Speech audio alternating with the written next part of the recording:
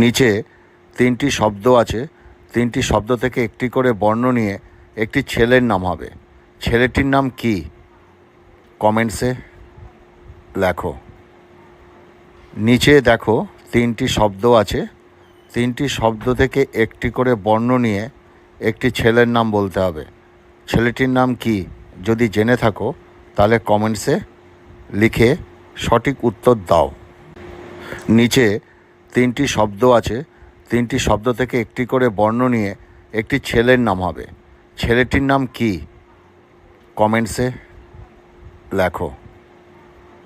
নিচে দেখো তিনটি শব্দ আছে, তিনটি শব্দ থেকে একটি করে বর্ণ নিয়ে একটি ছেলের নাম বলতে হবে।